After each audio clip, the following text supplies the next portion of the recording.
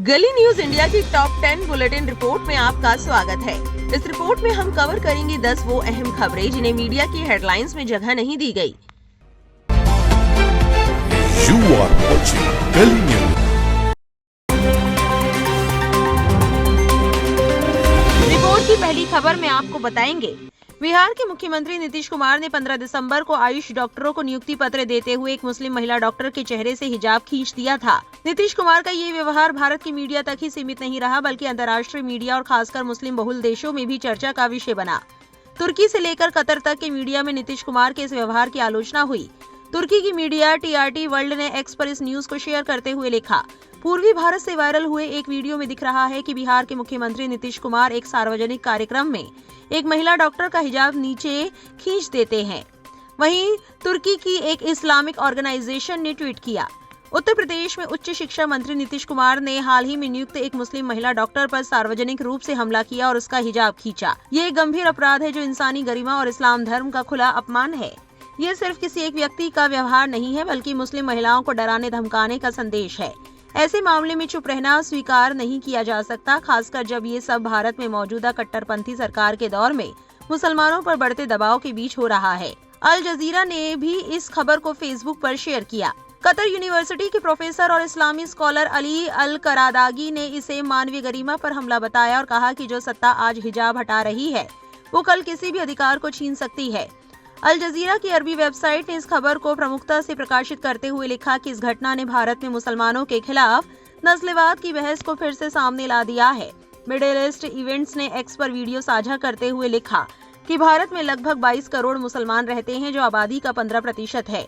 Saudi अरब में भारत के पूर्व राजदूत तलमीज अहमद का कहना है कि भारत की बहुसांस्कृतिक छवि बीते 12 वर्षों में कमजोर हुई है। हालांकि ज्यादातर मुस्लिम देश अपने घरेलू हालात के कारण भारत के मामलों पर खुलकर नहीं बोलते। तुर्की को छोड़कर अधिकांश देश चुप रहते हैं। विश्व मुस्लिम विद्वानों के संघ के अध्यक्ष डॉक्टर अली अल करादागी ने एक्स पर लिखा, भारतीय राज्य बिहार के मुख्यमंत्री नीतीश कुमार द्वारा किया गया कृत्य, जिसमें नए डॉक्टरों को नियुक्ति पत्र सौंपने के एक आधिकारिक समारोह के दौरान एक महिला का हिजाब खींचने का पल वीडियो में कैद हुआ। उन्होंने भारी गुस्सा और तीखी आलोचनाएं पैदा की। ये कोई मुक्ति का कार्य नहीं है और न ही इसका नागरिक राज्य से कोई संबंध है। ये सत्ता का दुरुपयोग है, जिसके जरिए एक मुस्लिम व्यक्ति को अपमानित किया गया और उसकी उस निजी आजादी का उल्लंघन हुआ जो नैतिक और कानूनी दोनों रूप से बचाया गया है। मैं इस घटना को उस गरिमा पर हमला मानता हूँ जो मानव समाज में उद्देश्यों की मूल आधारशिला है। ये दमन के माध्यम से दी जाने वाली विकृत शिक्षा का एक भ्रष्ट पाठ है और ऐसी राज्य व्यवस्था का संकेत है जो भिन्नता से डरती है और अपनी शक्ति का प्रदर्शन सबसे कमजोर पर करती है। फिक अल मिजान के अनुसार जो सत्ता आज हिजाब उतारती है वो कल किसी भी ऐसे अधिकार को उतार फेंकेगी जो उसे पसंद न आए। मिस्र के राइटर डॉक्टर मोहम्मद अल सगीर ने भी ट्वीट किया, भारत के बिहार राज्य में एक वरिष्ठ मंत्री ने नई नियुक्त एक मुस्लिम महिला डॉक्टर के साथ बदसलूकी की और सबके सामने उसका हिजाब खींचा। ये बहुत ही शर्मनाक हरकत है जो इंसान की इज्जत और निजी आजादी पर सीधा हमला है और मुस्लिम महिलाओं के हिजाब के खिलाफ भेदभाव को दिखाती है।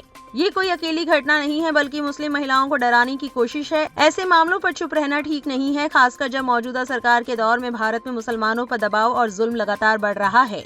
जून 2022 में नुपुर शर्मा ने पैगंबर मोहम्मद पर एक विवादित टिप्पणी की थी। इस पर मुस्लिम देशों से तीखी प्रतिक्रिया आई थी। बीजेपी ने नुपुर शर्मा को पार्टी से निष्कासित कर दिया था। नीतीश कुमार भी बीजेपी के अगुवाई वाले एनडीए में अहम साझेदार है। नुपुर शर्मा की टिप्पणी को लेकर विवाद हुआ तो कहा गया कि पश्चिम एशिया में भारत की छवि को नुकसान पहुंचा है। इस बार भी प्रधानमंत्री नरेंद्र मोदी जब पश्चिम एशिया के दौरे पर हैं, तब नीतीश कुमार से जुड़ा ये विवाद सामने आया है।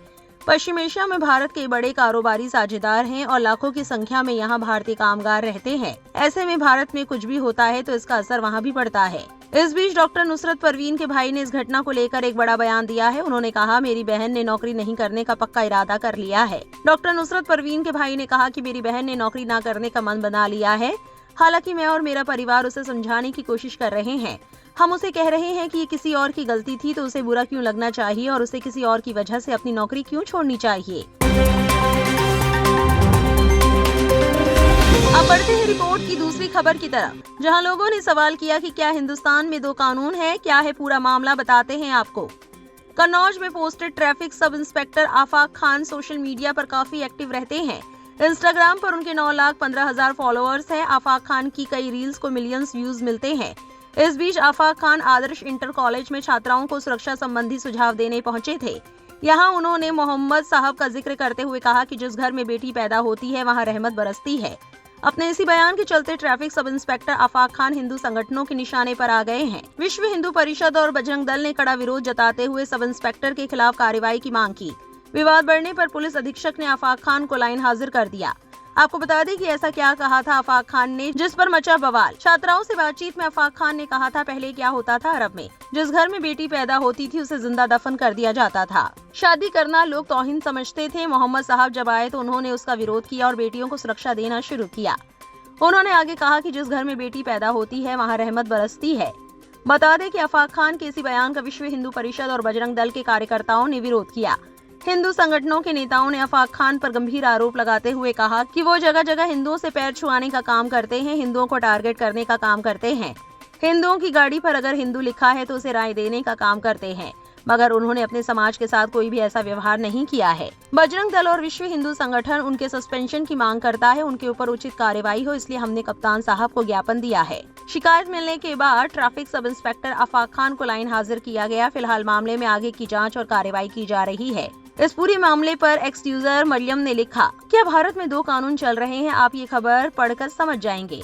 कन्नौज में एक इंटर कॉलेज के कार्यक्रम के दौरान दिए गए भाषण को लेकर विवाद खड़ा हो गया। कार्यक्रम में मौजूद ट्रैफिक सब इंस्पेक्टर आफाक खान ने बेटियों की शिक्षा के संदर्भ में पैगंबर मोहम्मद की तालीम का उल्लेख किया। इस दौरान वो वर्दी में थे, जिस पर हिंदूवादी संगठनों ने आपत्ति जताई। आफाक खान को इस्लाम की खूबसूरती बयान करने के जुर्म में लाइन हाजिर कर दिया गया है। आप ट्रैफिक पुलिस में तैनात थे, आपके लाखों फॉलोअर है। आपकी गलती सिर्फ इतनी है कि आप दीन की बात बयान कर दिए, वो भी सिर्फ एक बार, जबकि वर्दी पहनकर हवन पूजा कमाड़ियों के पांव दबाते, गदा लेकर और धार्मिक पताका लेकर घूमते हजारों पुलिस के अधिकारी दिख जाएंगे, लेकिन कभी किसी पर कार्रवाई नहीं हुई। लेकिन आपका मुसलमान होना आपका असली गुनाह है। सिर्फ मुसलमान होना और मजहब इस्लाम की खूबसूरती बयान करने पर आरोपी करार दिया गया और लाइन हाजिर कर दिया गया। क्या ये नाइंसाफी नहीं है? क्या मुसलमान होने की वजह से ये हुआ है?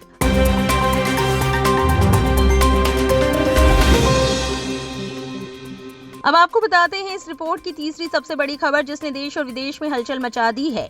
जी हां, सोशल मीडिया पर मुफ्ती शमाइल नदवी और जावेद अख्तर के बीच डज गॉड एग्जिस्ट यानी क्या खुदा है पर डिबेट जमकर वायरल हुई।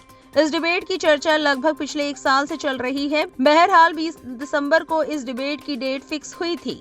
इस डिबेट का मॉडरेशन जाने माने पत्रकार सौरभ द्विवेदी कर रहे थे। इस डिबेट को लेकर एक छोटा सा तबका जावेद अख्तर को सपोर्ट भी कर रहा है, मगर एक बड़ा तबका है जो एकेडमिक डिबेट के तरीके को जानता है। वो सवाल उठा रहा है कि जावेद अख्तर मुद्दे को इधर उधर भटकाते दिखे और एकेडमिक डिबेट ना करके टॉपिक से लगातार भटकते रहे। फुल डिबेट देखने के लिए आप मुफ्ती शमाइल नदवी का चैनल भी विजिट कर सकते हैं। मगर एक यूजर ने इस डिबेट के कुछ पॉइंट्स तैयार किए हैं और इस पर एक लंबा थ्रेड भी लिखा है, वो हम आपके सामने जरूर रखना चाहेंगे।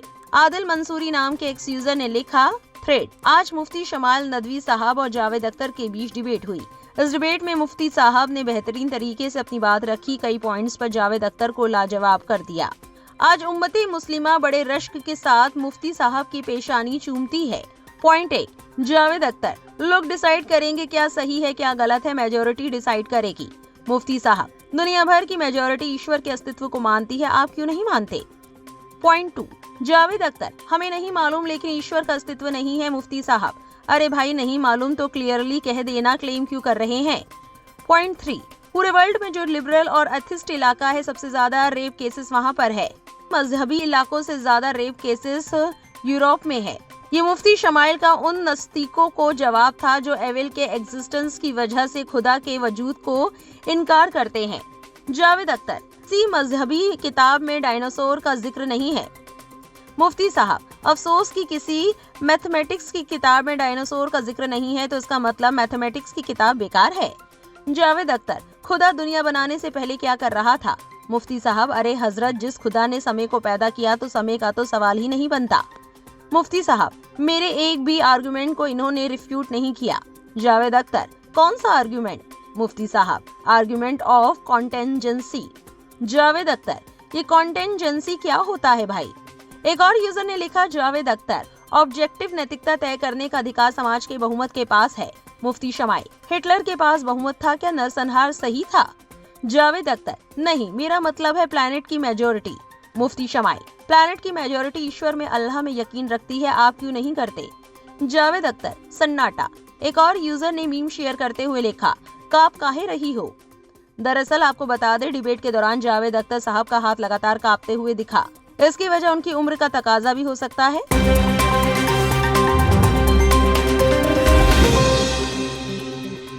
रिपोर्ट की चौथी खबर सामने आ रही है एक ऐसे मुद्दे से जिसने एक बहस छेड़ दी है। आइए बताते हैं क्या है वो मुद्दा। सोशल मीडिया इन्फ्लुएंसर और big boss OTT 2 winner Elvish Yadav का हाल ही में एक वीडियो सामने आया है जिसमें वो एक बीमार बच्चे के लिए अपने फैंस से मदद के लिए खास अपील करते हुए दिखाई दे रहे हैं।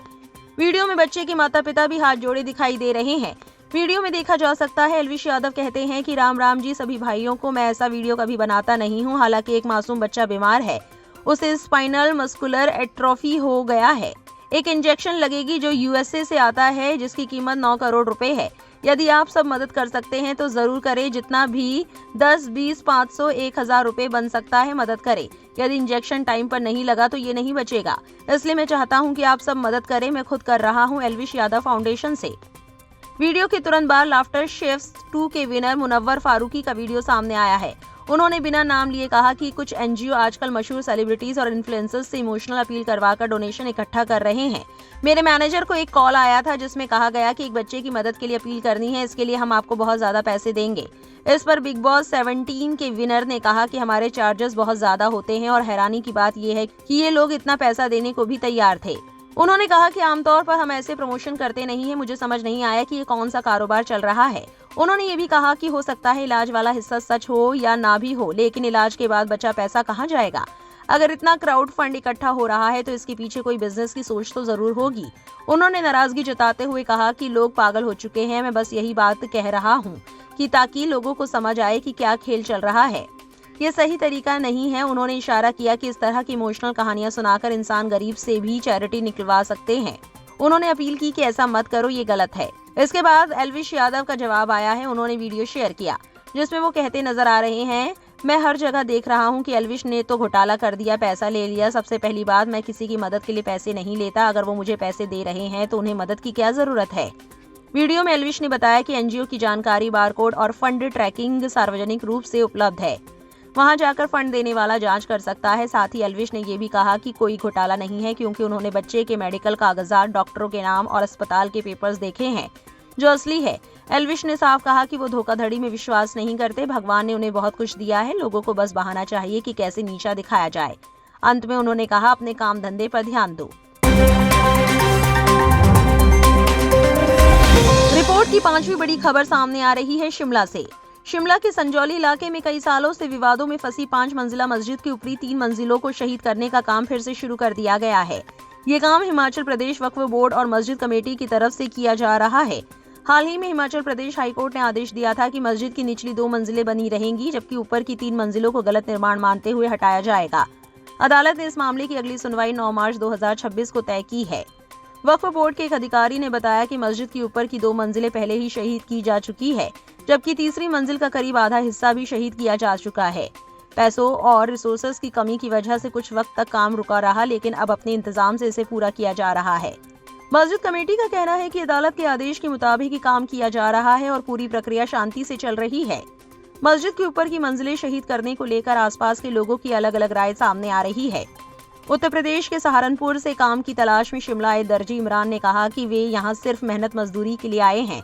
उनका कहना है कि अगर कोई निर्माण नियमों के खिलाफ है तो उसे हटाया जाना गलत नहीं है, लेकिन मस्जिद कमेटी को अदालत में अपनी बात रखने का पूरा मौका मिलना चाहिए।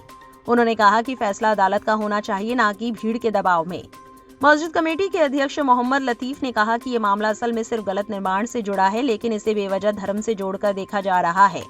उन्होंने कहा कि अदालत ने जब 3 मंजिलें शहीद करने को कहा है तो उस पर काम किया जा रहा है और 2 मंजिलें पहले ही शहीद की जा चुकी है। साथ ही उन्होंने सवाल उठाया कि क्या मस्जिद कमेटी को अदालत में अपील करने का हक नहीं होना चाहिए। ये विवाद साल 2024 में उस वक्त ज्यादा बढ़ गया जब 30 अगस्त को मलियाना इलाके में एक स्थानीय व्यापारी और कुछ मुस्लिम युवकों के बीच झगड़ा हुआ। बाद में पता चला कि ये युवक मस्जिद में रह रहे थे और ज्यादातर बाहर से आए हुए थे। इसके बाद लोगों ने मस्जिद के निर्माण और इलाके की आबादी में बदलाव को लेकर विरोध शुरू कर दिया, जो धीरे धीरे शिमला के अलावा रामपुर, सुन्नी और कुल्लू तक फैल गया। इन प्रदर्शनों के दौरान कई जगह मस्जिदों के पास हनुमान चालीसा का पाठ भी किया गया। कानूनी प्रक्रिया के तहत 5 अक्टूबर 2024 को शिमला नगर निगम के आयुक्त की अदालत ने मस्जिद के ऊपर की 3 मंजिलों को गलत बताते हुए उन्हें शहीद करने का आदेश दिया था। इसके बाद जिला अदालतों से राहत न मिलने पर मामला हाईकोर्ट पहुंचा। दिसंबर 2025 में हाईकोर्ट ने ऊपर की 3 मंजिलें शहीद करने की इजाजत दी, लेकिन नीचे की 2 मंजिलों पर रोक लगा दी। इस बीच देवभूमि संघर्ष समिति जैसे संगठनों ने प्रदर्शन किया। फिलहाल हाईकोर्ट के आदेश के मुताबिक मस्जिद के ऊपर की मंजिलों को शहीद करने का काम जारी है।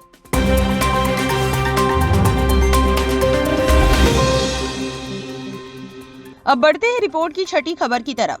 सनीउर रहमान जो ढाका बांग्लादेश का रहने वाला है, पहले वो खुद को नास्तिक कहता था और शाहबाग आंदोलन में शामिल था। फिर वो छुप गया और बाद में भारत आ गया। पहले लोग उसे बहादुर और तर्कशील समझते थे, लेकिन अब कई लोग उससे दूर हो गए हैं। 2013 में उसने कहा था, मैं गर्व से नास्तिक हूँ, लेकिन अब वो वीडियो बनाता है जिसमें घर वापसी की बातें करता है, हिंदू बनने की खुशी दिखाता है। अब उसका नाम सत्यानिष्ठ आर्य बन गया है। अब उसके वीडियो धर्म के बजाय समुदाय पर निशाना लगाते हैं। वो मुसलमानों और दूसरे धर्म के लोगों के लिए जहर उगलता है। ऑल्ट न्यूज के सह संस्थापक और फैक्ट चेकर मोहम्मद जुबैर ने एक पोस्ट शेयर किया जिसमें वीडियो के साथ लिखा है, मेरे हिंदू राष्ट्र में सनातन के अलावा कोई विदेशी धर्म का प्रचार नहीं होगा।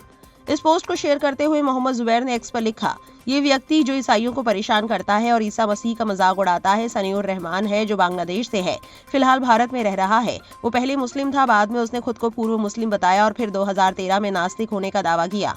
2018 में उसने अपना नाम बदलकर श्री सत्यनिष्ठ आर्य रख लिया। अब वो ईसाई धर्म और इस्लाम दोनों के खिलाफ नफरत फैलाने वाले वीडियो बनाता है। उसके वीडियो में नफरत भरी बातें होती है और वो पेटीएम और जीपे के जरिए पैसे भी मांगता है। टीम राइजिंग फाल्कन ने एक्स पर लिखा, कोरमंगला के रहने वाले सत्यानिष्ठ आर्य पर आरोप है कि उन्होंने एक सार्वजनिक बहस के दौरान ईसाई धर्म के खिलाफ गाली गलौज और धमकी भरी भाषा का इस्तेमाल किया। उन्होंने एक चर्च के पादरी को डराने की कोशिश की और धार्मिक मान्यताओं पर आपत्तिजनक बातें कही।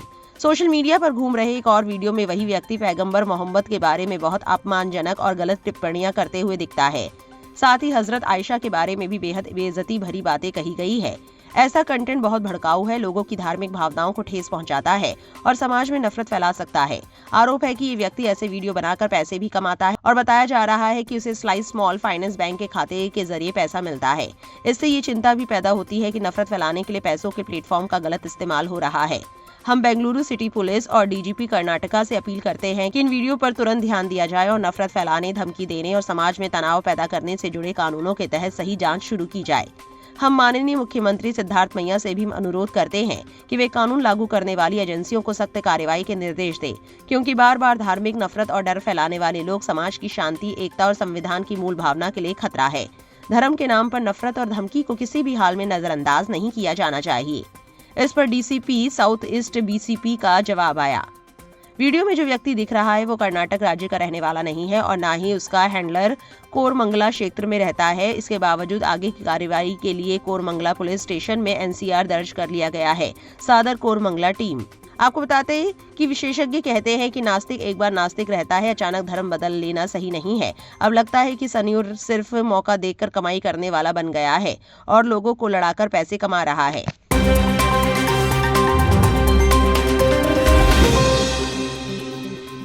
रिपोर्ट की 7वीं खबर में आपको बताएंगे चर्चित डिबेट से जुड़ी अहम खबर। 20 दिसंबर को दिल्ली में डज गॉड एग्जिस्ट डिबेट हुई, जिसमें जावेद अख्तर और मुफ्ती शमाइल नदवी के बीच बातचीत देखने को मिली। इस डिबेट में दुनिया में हर धर्म में खुदा को मानने वालों की तरफ से मुफ्ती शमाइल नदवी शामिल हुए, जबकि जावेद अख्तर एथिस्ट की तरफ से शामिल हुए। इस बहस की तारीफ हिंदुस्तान ही नहीं बल्कि हिंदुस्तान के बाहर भी हो रही है। हिंदुस्तान में कहा जा रहा है कि किस तरह से भी डिबेट की जा सकती है और ये बहस बहुत अच्छे और सलीके से हुई। कौन हारा कौन जीता, इससे हटकर अगर बात की जाए तो हर तरफ इस डिबेट की सराहना हो रही है।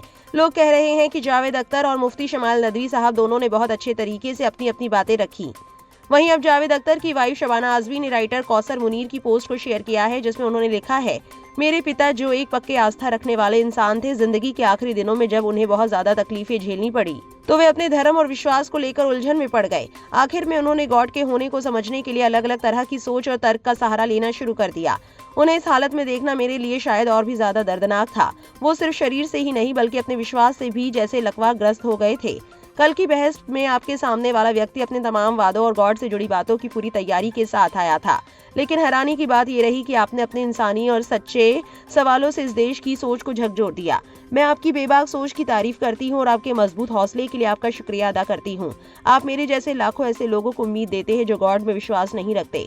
आपसे बहुत प्यार है जावेद साहब, जितना आप समझते हैं उससे कहीं ज्यादा। बहरहाल एक पढ़ा लिखा तबका है जो इस पूरी बहस की तारीफ कर रहा है और मुस्तकबिल में भी चाहता है कि ऐसी बहस होती रहे।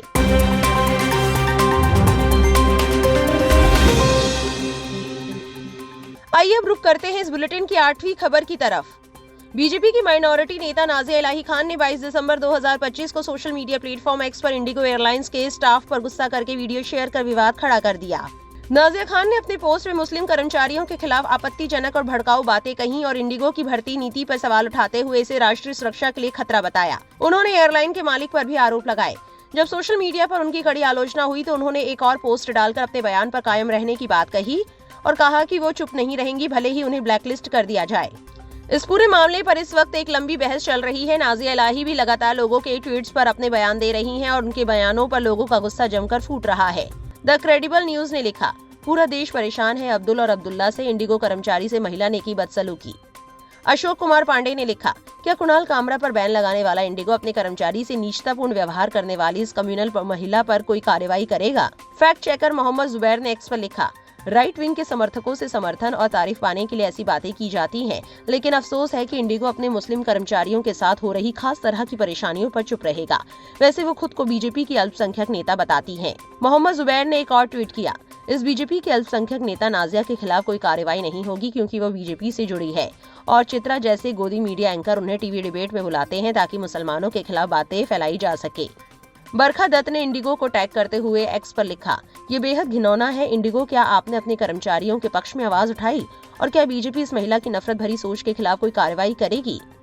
अशरफ हुसैन नाम के एक्स यूजर ने लिखा, महिला को इंडिगो कर्मचारी की कोई बात पसंद नहीं आई। महिला चिल्लाने लगी, कह रही है कि तुम यहीं खड़े रहोगे। अब्दुल्ला खान अब्दुल, पूरा देश परेशान है, तुम अब्दुल और अब्दुल्ला से मतलब आपत्ति उसके काम से नहीं उसके नाम से है। वहीं इसके बाद नाज़िया इलाही ने एक और वीडियो शेयर किया जिसमें वो कह रही हैं, अगर कोई अब्दुल्ला खान मुझे माँ बहन की गाली देगा, मुझे बेइज्जत करने की कोशिश करेगा, मैं जवाब भी दूंगी। उसकी जिहादी मानसिकता का हिजाब भी खोलूंगी। इमरान प्रतापगढ़ी जी, इंडिगो की ओर से आप मेरे ऊपर कानूनी कार्रवाई ले लीजिए। एक्स पर पोस्ट करके एक महिला को कोसने से मर्दानगी साबित नहीं हो रही है।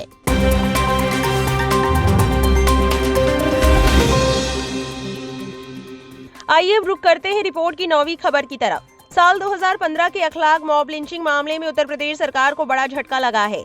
सरकार ने अखलाक की हत्या के आरोपियों के खिलाफ दर्ज मुकदमे को वापस लेने के लिए सूरजपुर कोर्ट में याचिका दायर की थी, लेकिन 23 दिसंबर को कोर्ट ने यूपी सरकार की ये याचिका को खारिज कर दिया। कोर्ट ने केस वापसी के लिए दाखिल अर्जी को पूरी तरह से आधारहीन और महत्वहीन करार देते हुए इसे निरस्त कर दिया। अदालत ने कहा कि इस तरह की याचिका स्वीकार करने का कोई कानूनी आधार नहीं बनता।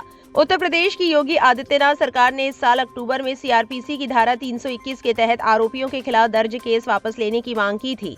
इसे लेकर सरकार ने ट्रायल कोर्ट में आवेदन किया था। ये धारा सरकारी वकील को कोर्ट की सहमति से मुकदमे से पीछे हटने की अनुमति देती है। यूपी सरकार ने कोर्ट में जो आवेदन पत्र दाखिल किया उसमें कहा गया कि इस मामले में मुख्य गवाहों के बयानों में बराबरी नहीं है और बात और काम में फर्क है। साथ ही सरकार ने सामाजिक सद्भाव की बहाली का हवाला देते हुए कोर्ट से केस वापस लेने की अनुमति मांगी थी। हालांकि कोर्ट ने इस मांग को नहीं माना है। घटना 28 सितंबर 2015 को उत्तर प्रदेश के ग्रेटर नोएडा इलाके के बिसाहड़ा गांव में हुई। इलाके के एक मंदिर के लाउडस्पीकर से दावा किया गया कि अखलाक नाम के शख्स के घर में गौमांस है। ये अफवाह आग की तरफ इलाके में फैली। कुछ देर बाद एक उन्मादी भीड़ 52 साल के अखलाक के घर में घुसी। भीड़ में शामिल लोगों ने अखलाक को घर से बाहर निकाला, फिर तब तक मारा जब तक उनकी जान नहीं चली गई। अखलाक के बेटे दानिश को भी इस घटना में गंभीर चोटें आई थी। अखलाक की पत्नी इकरा मन ने उसी रात थाने में शिकायत दर्ज कराई थी। उन्होंने 10 नामजद और 4 से 5 अज्ञात लोगों पर हत्या में शामिल होने का आरोप लगाया था। ये घटना काफी सुर्खियों में रही। देश से विदेश तक की मीडिया में इसकी चर्चा हुई। घटना के 3 महीने बाद यानी दिसंबर 2015 में पुलिस ने अपनी चार्जशीट दायर की, जिसमें 15 लोगों को अभियुक्त बनाया गया था। बाद में इस मामले में अभियुक्तों की कुल संख्या 19 हो गई। साल 2016 में एक अभियुक्त की मौत हो गई और बाकी 18 अभियुक्त जमानत पर बाहर आ गए।